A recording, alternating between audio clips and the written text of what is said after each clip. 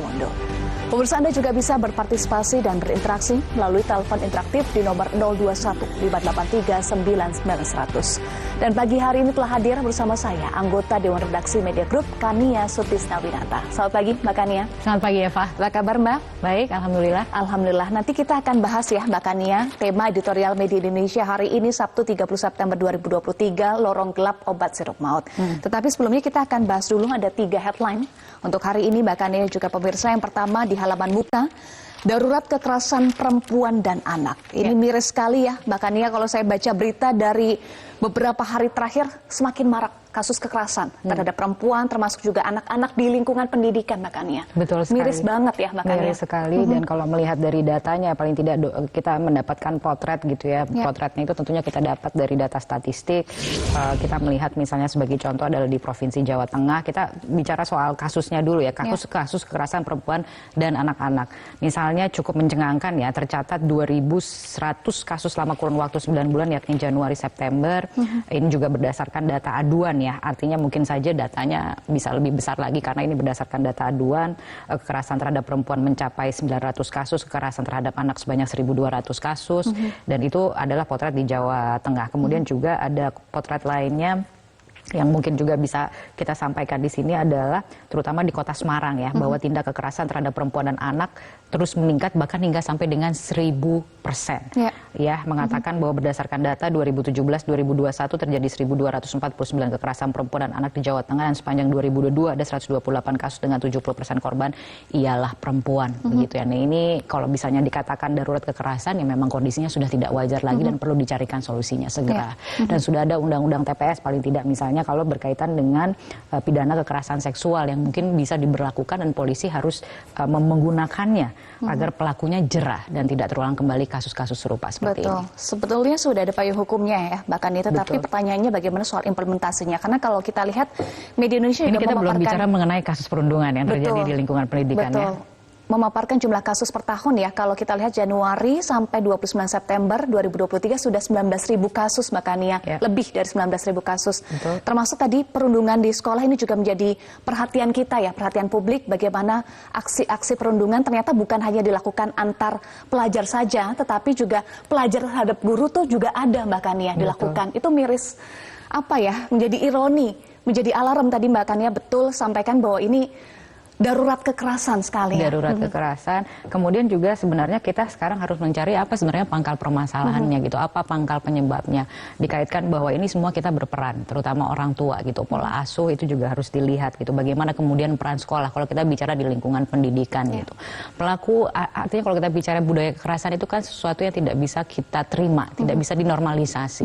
Ketika kemudian ada pelaku perundungan di lingkungan sekolah yang terbukti memang melakukan perundungan, itu harus diberikan sanksi yang lebih tegas, dikeluarkan dari sekolah, harus ada efek jerahnya. Jadi semua kita berperan, termasuk orang tua dan juga lingkungan sekolah, untuk melakukan sesuatu agar perundungan ini tidak menjadi budaya, begitu. Karena kan ada korban, korban ini yang kemudian juga harus kita selamatkan. Baik, sanksi tegas harus diterapkan ya, Mbak Kania. Jangan sampai ada lagi kasus-kasus seperti ini, darurat kekerasan perempuan terhadap anak, perempuan dan anak tentu ini harus betul-betul diatasi ya. Baik, itu adalah headline Media Indonesia yang pertama. Berikutnya kita akan bahas headline Media Indonesia yang kedua, negara mesti berkomitmen membangun kepulauan. Ini adalah poin yang disampaikan oleh Baca Pres Anies Rashid Baswedan, Mbak Kania, saat safari politik di Jawa Timur ya. Iya, betul sekali.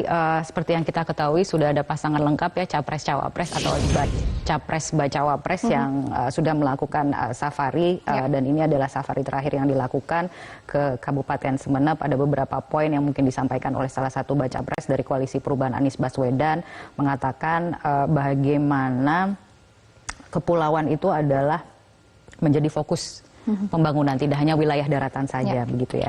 Dan kemudian ini juga sempat menceritakan bagaimana pengalamannya pada saat sebagai gubernur gitu, dan bagaimana kemudian pembangunan di kepulauan itu akan diurus secara setara. Itu adalah mungkin salah satu janji begitu yang disampaikan pada kesempatan saat itu. Kesetaraan pembangunan ya. Ini juga kunjungan atau safari politik ke Jawa Timur juga menjadi langkah strategi untuk meraih suara di lumbung suara untuk pemilu 2024 ya bahkan ya, karena Jawa Timur DPT-nya ada sekitar 31 juta. Betul, termasuk salah satu battleground ya. Betul, betul. Baik, menarik untuk kita simak karena baru ada satu pasangan calon. Amin, bagaimana dengan pasangan lain yang sepertinya masih menggodok calonnya ya bahkan dan ya. Semuanya masih berebut ya, berebut baca wapres paling tidak dari kalangan NU begitu yang kita ketahui juga sangat kuat gitu di Jawa Timur. Baik, dinamika masih terus berlanjut. Kita akan bahas berikutnya Mbak Kania. Indonesia masih tertahan di 12 besar. Ini Indonesia perolehannya sampai hari ini 16 medali Mbak Kania. Perolehannya masih betul sekali. Kita masih menunggu. Kalau sesuai dengan target dari pemerintah kan 12 emas ya untuk target besarnya gitu ya untuk Asian Games ini. Tapi sampai dengan sekarang masih di 3 emas, 3 perak dan 10 perunggu. Tapi sudah mencapai di 12 besar gitu. Karena sebenarnya kan targetnya waktu itu adalah mencapai 12 besar dengan perolehan medali emas 12 begitu ya. Jadi kita lihat bagaimana perkembangannya. Ada 31 cabang olahraga yang diikuti oleh 415 atlet. Seharusnya kita mendoakan ke depan bagaimana mereka terus berprestasi ya di cabang atlet di cabang masing-masing yang diperlombakan. Betul, sepakat Mbak Kania, cabur-cabur unggulan masih berkompetisi. Tentu kita masih nantikan, kita doakan yang terbaik, semoga bisa meraih pundi-pundi medali ya untuk Indonesia di Asian Games 2022 Hangzhou. Berikutnya kita akan bahas Mbak Kania, tadi kita sudah simak 3 headline media Indonesia, pemirsa dan juga Mbak Kania. Berikutnya kita bahas lorong gelap obat sirup maut ya. Ini editorial media Indonesia hari ini. Akhirnya ini Presiden menyetujui pemberian bantuan untuk korban gangguan ginjal akut progresif atipikal ya Mbak Kania setelah 1 tahun artinya ya. Setelah 1 tahun dan masih gelap begitu masih ya. Gelap, makanya judulnya lorong gelap sirup maut, obat sirup maut. Kalau kita mengingat kembali ya kasusnya pada waktu itu kan baru tahun kemarin ya, akhir tahun kemarin ada 300 lebih anak Indonesia menderita kegagalan ginjal akut anak atau istilahnya medisnya sekarang gagal ginjal akut progresif atipikal atau GGAPA atau GAPA ya. Sebanyak 53% diantaranya meninggal dunia loh. Dan sampai dengan sekarang kasus hukumnya belum jelas, ada gugatan class action juga yang sudah diajukan juga belum ada hasilnya, walaupun kemudian sekarang pemerintah mengatakan akan memberikan santunan atas nama kemanusiaan begitu.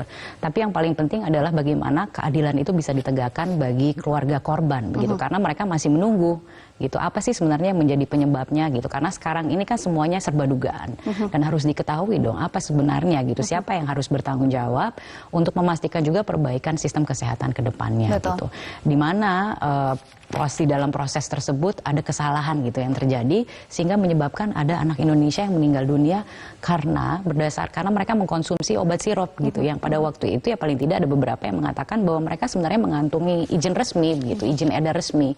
Nah bagaimana bisa gitu. Nah itu kan harus dicari jawabannya. Nah keadilan itu harus diberikan, jangan sampai santunan itu kemudian menghilangkan kasus hukumnya. Itu yang kemudian menjadi perhatian dari editorial media Indonesia pada hari ini. Mari kita pastikan bahwa keadilan itu diberikan kepada keluarga korban dan juga mari kita pastikan kelalaian seperti ini tidak terulang kembali ke depannya. Baik, sepakat bahkan ya, keadilan untuk keluarga korban, kemudian juga agar kelalaian ini tidak terulang, tidak ada lagi korban-korban berikutnya ya bahkan ya. Kasus hukum ini masih belum maksimal nampaknya Mbak Kania. Tentu santunan tidak sudah cukup. Ada tersangka. Penegakan hukum juga belum maksimal karena baru ada tersangka, belum masuk ke peradilan Mbak Kania, belum masuk ke persidangan. Ya, dan ini sudah 1 tahun lewat begitu ya. Artinya terakhir itu gugatan class action pertama kalau tidak salah waktu itu didaftarkan pada bulan November. Sementara kasus hukumnya sampai dengan sekarang itu belum masuk ke pengadilan. Ada beberapa class action yang diajukan begitu ya. Kalau kita bicara tentang 1 tahun, tentunya sudah lama sekali gitu keluarga korban menunggu hasil akhir. Apakah memang yang dikejar hanya kompensasi? Bukan hanya itu. Kalau melihat dari pernyataan dari sejumlah keluarga korban mengatakan bahwa sebenarnya mereka hanya menuntut keadilan begitu ya. Mereka meminta pertanggungjawaban, bahkan mereka meminta sebenarnya permohonan maaf begitu ya, untuk memastikan dan kemudian memastikan juga bahwa ini tidak menimpa anak-anak lain gitu, karena ini bisa terjadi kepada siapa saja. Jadi keadilan itu harus bisa diberikan dan keadilan itu ya menjadi tanggung jawab dari negara juga untuk memastikan bahwa prosesnya berjalan gitu sesuai dalam atau paling tidak dalam koridornya gitu. Karena ada aturan-aturannya kan sebenarnya, ada pasal-pasalnya yang bisa menjerat.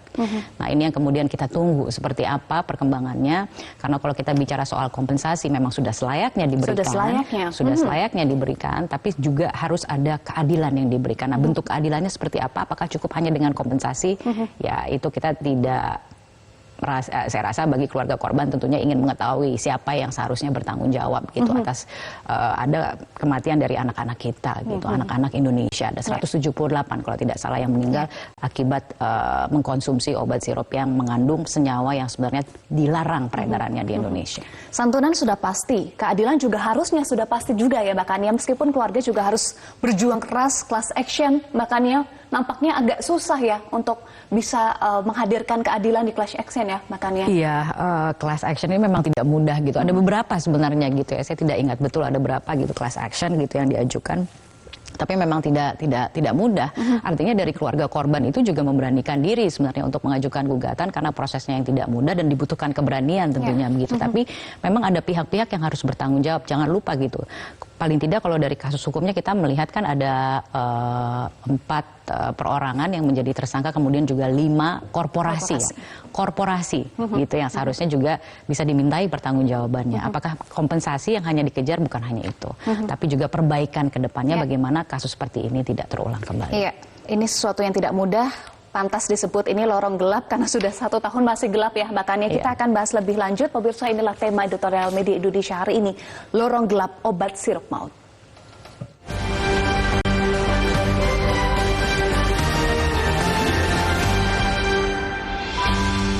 Lorong gelap obat sirup maut.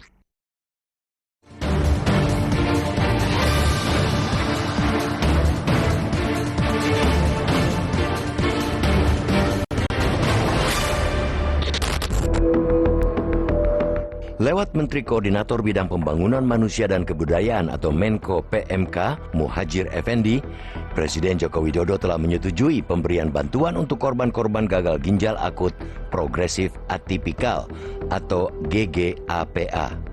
Menurut Muhadjir, pemberian bantuan atau santunan dari pemerintah itu sebagai bentuk kehadiran dan kepedulian negara dalam kasus itu. Berdasarkan data dari Kementerian Kesehatan pada 26 September 2023, jumlah korban GGAPA keseluruhan mencapai 326 anak, baik yang telah dapat disembuhkan maupun yang telah meninggal dunia. Korban GGAPA tersebar di 27 provinsi dengan kasus tertinggi berada di Provinsi DKI Jakarta. Bagi ratusan orang tua yang anaknya telah menjadi korban, santunan itu jelas bukan jawaban dari pertanyaan mereka selama ini. Pertanyaan mereka masih sama dari setahun lalu. Siapa yang bertanggung jawab secara hukum atas kemalangan yang menimpa anak mereka? Mereka tetap menanti negara menegakkan keadilan, bukan semata santunan uang tunai dengan dalih tanggung jawab kemanusiaan. Apalagi kasus itu sudah bergulir sejak akhir 2022 lalu. Sebagai catatan, pada Januari 2023, Badan Reserse Kriminal atau Bareskrim Polri telah menetapkan total 4 tersangka perorangan dan 5 tersangka korporasi dalam kasus tersebut. Para tersangka dijerat Undang-Undang Nomor 36/2009 tentang Kesehatan dan Undang-Undang Nomor 8/1999 tentang Perlindungan Konsumen. Menurut hasil pemeriksaan yang dilakukan, penyebab kasus GGAPA diduga karena mengalami keracunan senyawa EG atau etilen glikol dan DEG atau dietilen glikol yang biasa dipakai sebagai pelarut dalam obat cair atau sirup. EG, DEG merupakan senyawa yang strukturnya sederhana tapi memiliki tingkat toksisitas tinggi. Hal itu telah diatur dalam European Food Safety Agency atau EFSA maupun Food and Drug Administration atau FDA dan telah dimasukkan daftar Toxic Substances sehingga terlarang penggunaannya di Indonesia. Dari situ, kasusnya sebenarnya sudah terang benderang. Tak ada yang rumit. Pelaku dan alat bukti sudah terpampang jelas semua, tinggal itikad menegakkan keadilan yang dibutuhkan sekarang. Namun hingga saat ini belum ada satupun putusan pengadilan. Di sini seharusnya negara menunjukkan eksistensinya, memberi rasa keadilan kepada masyarakat, bukan pemberian santunan uang tunai. Apalagi dalam kasus itu, terang benderang juga kelalaian negara dalam memberi rasa aman kepada warganya. Bagaimana bisa obat beracun dengan mudah diproduksi dan beredar luas di masyarakat? Apa kerja para institusi negara selama ini, seperti Badan Pengawasan Obat dan Makanan, BPOM, Kementerian Kesehatan, Kementerian Perdagangan, dan Kementerian Perindustrian? Ingat, KUHP pasal 359 dan 360 bisa menjerat pihak-pihak yang lalai hingga menyebabkan kematian orang lain. Bahkan jika ada unsur kesengajaan, pihak yang terbukti harus dipidanakan dengan pasal 338 dan 340. Bisa beredarnya obat beracun itu sudah jelas jadi bukti adanya kelalaian negara. Kalau negara sudah memberi izin edar, tentu konsumen percaya bahwa negara sudah menyatakan obat itu aman dikonsumsi. Di situ seharusnya negara hadir dalam melindungi warganya. Karena sudah bisa dipastikan, masyarakat selaku konsumen hanya memiliki pengetahuan yang awam soal kefarmasian. Jika dikaitkan dengan pernyataan Menko PMK Muhadjir Effendi di awal tadi, jelas sekali masyarakat membutuhkan kehadiran substantif, bukan kehadiran santunan.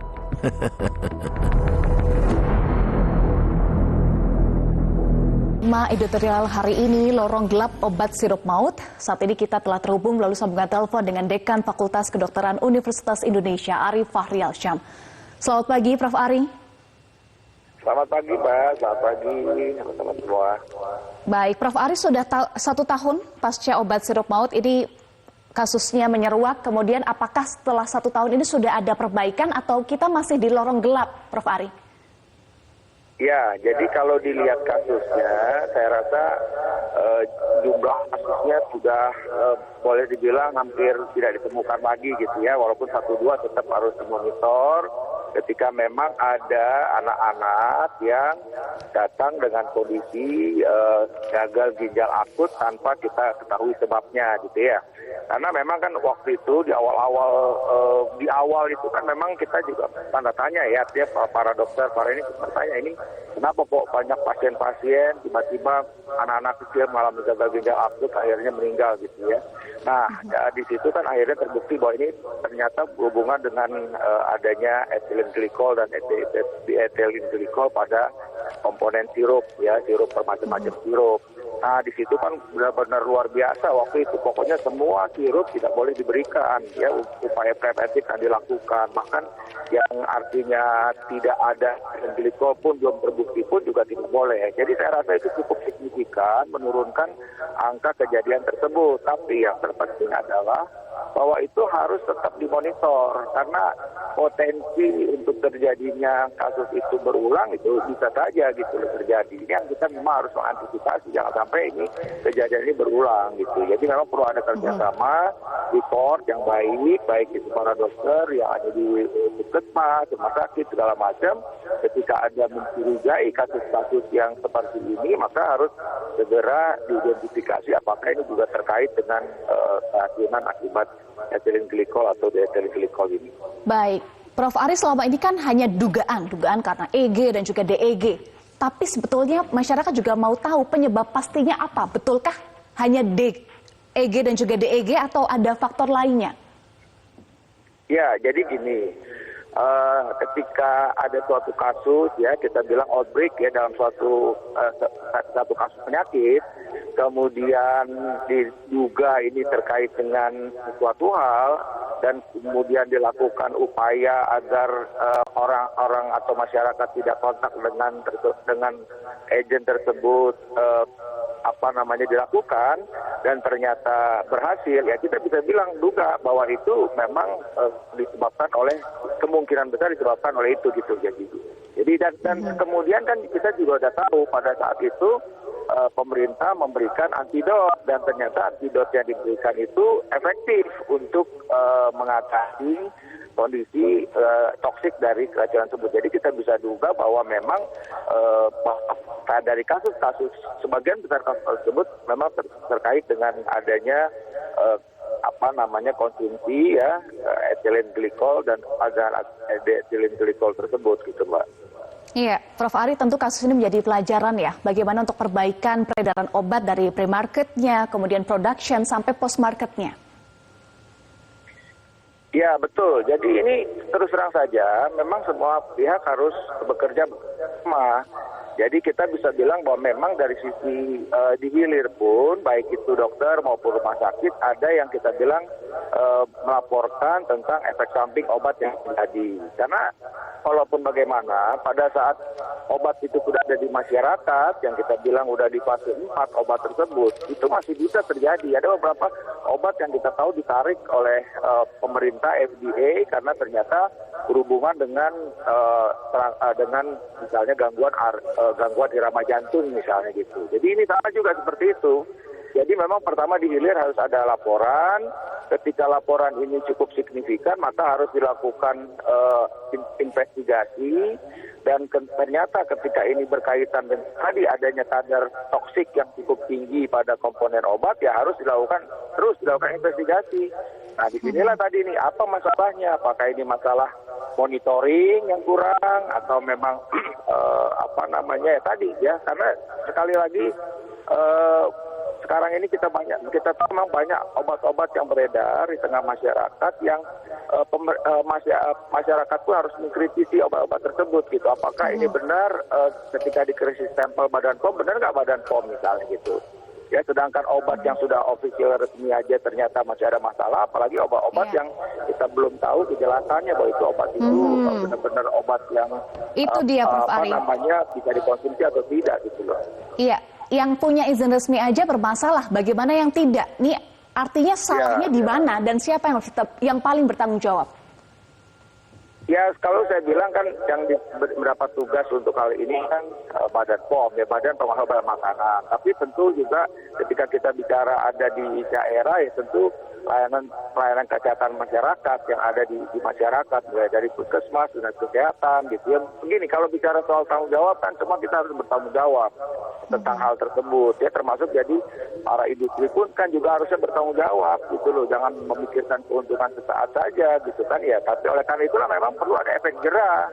Ketika ada satu kasus dan terkait ini ada kesengajaan, ya harus dilakukan tindakan yang benar-benar cukup membuat yang bersangkutan jerah, dan ini menjadi pelajaran buat semua orang gitu loh, untuk tidak mengulangi lagi. Ini masalah kemanusiaan soalnya.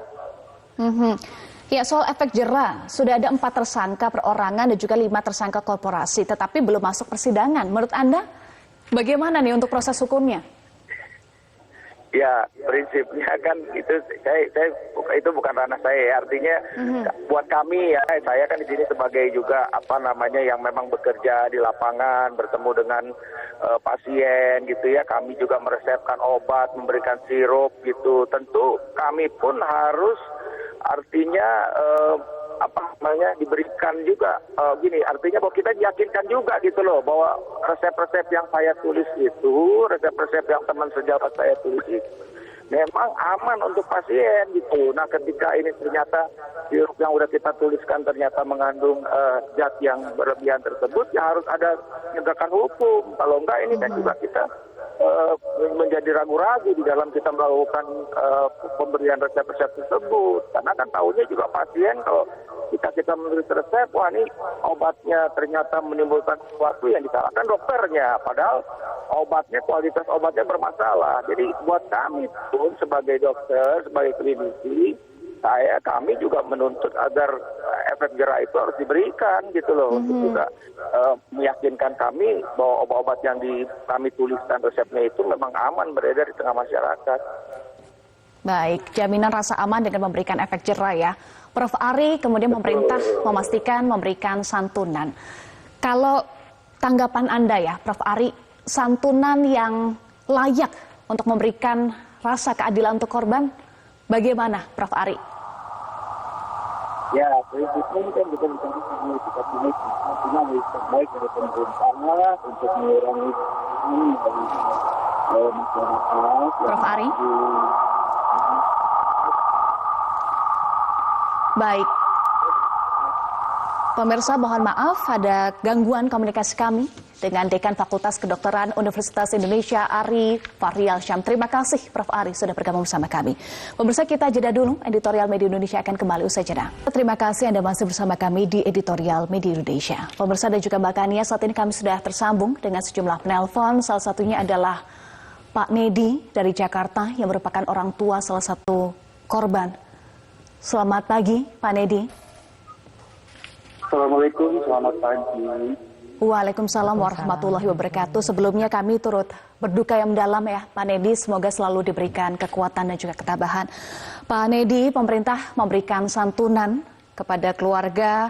Apakah Bapak merasa dengan santunan yang diberikan oleh pemerintah itu menunjukkan Bapak merasa bahwa negara hadir dan juga turut merasakan duka yang Pak Nedi dan juga keluarga rasakan? Ya, baik Mbak. Sebelumnya saya ucapkan terima kasih terlebih dahulu untuk Retro TV yang sudah mau mengangkat kembali kisah yang sudah hampir berjalan kurang lebih selama 1 tahun ya Mbak ya. Perlu kami sampaikan juga, bulan Oktober ini merupakan bulan-bulan yang sangat krusial ya buat kami keluarga korban gagal ginjal ini. Karena puncak dari kasus gagal ginjal ini awal-awal bermula di bulan Agustus, September, Oktober itu puncak tertingginya hingga Oktober menuju Desember atau November kurang lebih seperti itu.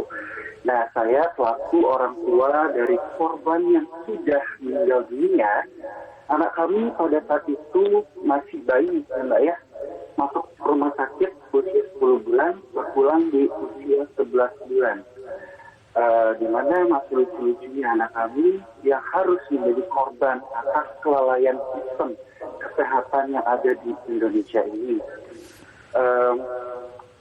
Obat-obat tersebut kita dapatkan bukan dari kita beli, tetapi memang dapat dari resep dokter. Kalau dikatakan itu untuk pasien yang umum atau pasien BPJS, kebetulan kami berkumpul di dalam class action ini dari orang tua yang pengobatannya berasal dari BPJS dan juga ada juga yang umum seperti itu. Artinya ini merata. Obat yang diberikan juga obat yang sama. Yang kami tidak tahu asal muasal dari mana, namun ternyata di perjalanannya ada kandungan EG dan DEG tersebut. Kalau ditanya ada uji labnya tidak ada hasilnya, kami bisa sampaikan Mbak, kami sebagai orang tua korban ada pegang bukti dari hasil uji lab tersebut. Bahkan anak saya, Aisyah, itu terdampak 0,01%, di mana rujukannya 0,005. Artinya cukup tinggi ya hasil dari dampak racun tersebut. Memang bukan racun sih ya, tetapi ini bisa dikatakan ke arah racun gitu. Baik, kalau untuk wacana yang disampaikan, Presiden akan memberikan bantuan kepada keluarga korban. Menurut kami haturkan terima kasih juga kepada Bapak Presiden yang sudah memberikan perhatiannya. Namun menurut kami sangat lambat ya memberikan perhatiannya ketika sudah menjelang 1 tahun. Kemana saja selama 11 bulan belakangan ini? Apa yang diberikan perhatian kepada masyarakat, kepada rakyatnya? Kenapa 11 bulan berjalan baru ada action? Actionnya ini sangat terlambat. Tetapi kami apresiasi ada niat baik dari Presiden untuk melihat, menyentuh hati masyarakat ini. Seperti itu Mbak. Tapi Mbak, beberapa bulan yang lalu itu ada kabar dari Menteri kita juga, khususnya Menteri Sosial mengatakan tidak ada anggaran untuk korban gagal ginjal ini. Nah, yang saya pertanyakan, Presiden sudah memberikan informasi akan adanya bantuan. Nah, anggaran ini dari mana ya? Gitu. Karena Menteri Sosial sendiri mengatakan tidak ada anggaran seperti itu. Baik, terima kasih Pak Nedi dari Jakarta. Ya, Mbak Kania tadi salah satu keluarga korban ya yang mengapresiasi, mengucapkan terima kasih kepada pemerintah, tetapi mempertanyakan juga kenapa sangat lambat 11 bulan ya Mbak Kania, dan juga ini menjadi pertanyaan juga. Sebelumnya ada statement tidak ada anggaran, kemudian sekarang diberikanlah santunan, itu tentu juga harus dijawab secara clear ya oleh pemerintah, anggarannya dari mana. Baik, berikutnya kita akan simak juga dari Pak Eman Sulaiman dari Pandeglang, Banten. Selamat pagi, Pak Eman. Selamat pagi, Mbak. Ya, silakan Pak Eman. Selamat pagi, Mbak Kania. Pak Eman. Saya membaca judul berita ini aja sudah ngeri ya. Lorong gelap, obat sirup maut, udah gelap maut lagi ujungnya. Dan mendengar penuturan Pak Nedi tadi juga luar biasa ya, sangat memprihatinkan. Mbak, ini menurut saya kasus ini yang paling harus bertanggung jawab ini adalah pemerintah ya. Dalam hal ini Departemen Kesehatan dan jajarannya ke bawah. Jadi memang baguslah, udah ada apresiasi dari pemerintah memberi santunan. Tapi menurut saya apa artinya ya pemberian santunan kalau misalnya antisipasi untuk pencegahan kasus ini tidak dilakukan dengan baik. Nah, bagi saya, Mbak, ini yang paling penting sekarang ini yang harus dilakukan oleh pemerintah adalah memberi informasi dan penjelasan seluas-luasnya dan sedetil-detilnya kepada masyarakat tentang sirup apa saja ini yang harus dihindari penggunaannya, ya. Obat sirup mana saja nih yang mengandung bahaya maut ini. Karena kita tahu di masyarakat ini kan banyak sekali bertebaran berbagai macam sirup yang kami masyarakat awam itu meyakini adalah sebuah obat yang baik gitu. Nah, kalau tidak ada penjelasan yang detail, yang resmi terhadap kami masyarakat pengguna obat ini, ya saya kira ini akan terus terjadi bahaya maut seperti ini. Baik. Yang terakhir, Mbak, saya minta kepada para pelaku ini yang mungkin dalam tanda kutip sudah terbiasa nakal begitu, ini harus wajib dikasih hukuman supaya ada efek jera buat mereka untuk tidak melakukannya lagi begitu. Baik, terima kasih Pak Eman Sulaiman. Berikutnya Pak Hendrik dari Palu, Sulawesi Tengah. Selamat pagi Pak Hendrik, silakan Pak. Selamat pagi. Ya, selamat pagi. Ya, pagi, silakan Pak Hendrik. Ya, kalau saya melihat ini, kalau tidak ada kejadian luar biasa, ya aman-aman saja. Jadi di mana ini obat-obatan ini yang seharusnya melalui resep dokter itu dijual bebas di toko-toko obat khususnya itu. Saya pernah kerja di toko obat, Mbak ya. Itu kalau ada rahasia itu 3 hari itu sudah dibocorkan bahwa akan ada rahasia. Jadi obat-obat yang terlarang itu langsung digudangkan, disembunyi itu. Nah, ini yang paling bahaya sekali. Masyarakat kan tidak tahu efeknya apa segala macam. Termasuk obat sirup ini. Saya dulu anak-anak saya selalu saya berikan obat sirup yang ada antibiotiknya itu. Memang langsung turun panasnya.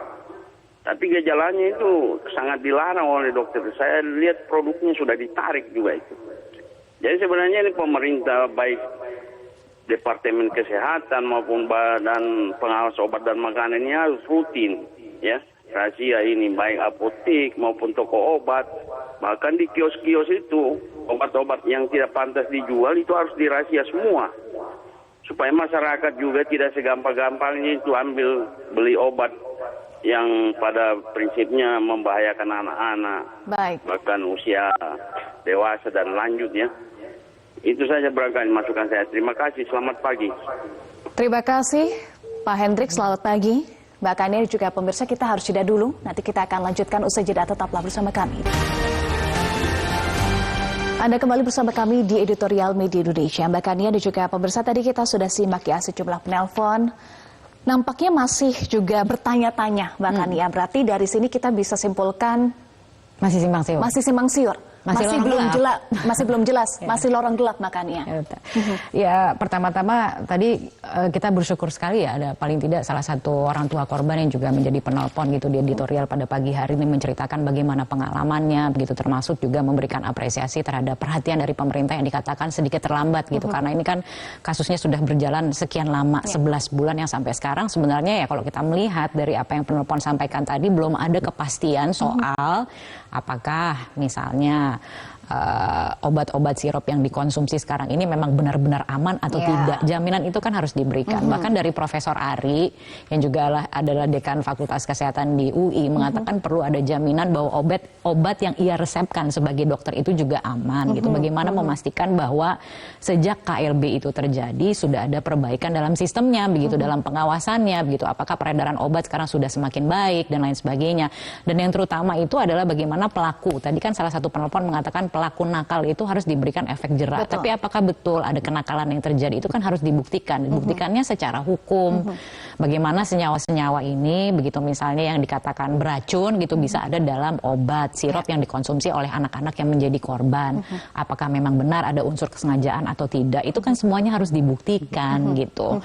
Jadi kalau kemudian dikatakan akan diberikan santunan, belum lagi tadi juga ada pertanyaan gitu. Padahal pada waktu itu sempat disampaikan tidak ada anggarannya begitu. Nah, jadi anggaran yang akan diberikan ini dari mana? Jadi banyak sekali kesimpang siuran. Jadi benar-benar tajuknya adalah lorong gelap begitu. Dan kalau kita bicara soal obat, ini kan penangkal sakit, penawar sakit gitu yang sebenarnya sangat penting begitu. Nah, tadi kan sudah ada permintaan tolong ke depannya diinformasikan gitu. Nah, ini kan sudah ada instansi-instansi gitu yang sebenarnya bertanggung jawab untuk memastikan peredaran obat itu aman dan lain sebagainya begitu. Ini kalau kita bicara sebenarnya ada berbagai pihak gitu, ada sistem begitu yang memang kalau kita kemudian jalankan kasus hukumnya akan diketahui secara pasti sebenarnya siapa sih pihak-pihak yang paling bertanggung jawab dan yang terutama adalah bagaimana memperbaiki ke depannya kasus seperti ini tidak terulang kembali gitu. Betul Mbak Kania, jadi harus jelas semuanya ya dari obatnya itu sendiri untuk bisa memberikan rasa aman dan juga untuk hukumnya ya Mbak Kania yang sekarang juga belum jelas, masih lorong gelap Mbak Kania. Masih lorong gelap gitu, pelaku-pelakunya ini harus diketahui secara pasti karena memang kalau kita bicara soal gugatan class actionnya saja begitu ya. Tadi kan kita sempat mengatakan bahwa ini kan sebenarnya sangat rumit, sangat sulit dan lain sebagainya karena yang dilawan itu juga adalah tidak main-main ya.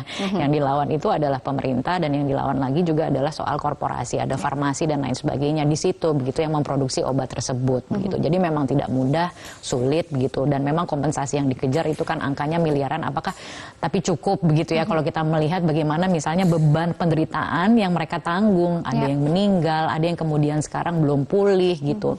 Walaupun dikatakan begitu dari sisi kesehatannya dijamin penuh begitu ya untuk pengobatan dan lain sebagainya. Tapi kan kita bicara sekarang sosialnya bagaimana gitu kan.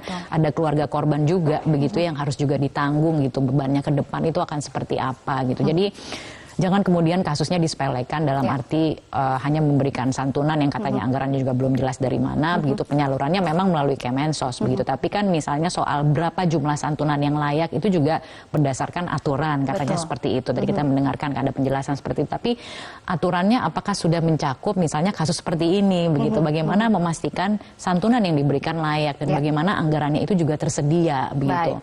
Itu banyak sekali ketidakjelasan yang memang harus diberikan kejelasan kepastian secepatnya. Baik, kata kuncinya tadi ada dua kata kunci, kepastian dan juga keadilan ya Mbak Kania agar lorong gelap obat sirup maut itu bisa terang, tidak lagi gelap ya Mbak Kania. Terima kasih Mbak Kania Sutisnawinata sudah bergabung bersama kami di editorial. Terima kasih Eva Wondo. Pemirsa, bisa beredarnya obat beracun itu sudah jelas jadi bukti adanya kelalaian negara. Kalau negara sudah memberikan izin edar, tentu konsumen percaya bahwa negara sudah menyatakan obat itu aman dikonsumsi.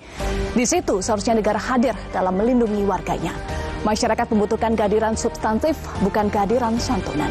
Demikian editorial Media Indonesia untuk hari ini. Atas nama rekan-rekan yang bertugas, saya Eva Wondo pamit undur diri. Terima kasih atas perhatian Anda dan tetaplah bersama kami di Metro TV.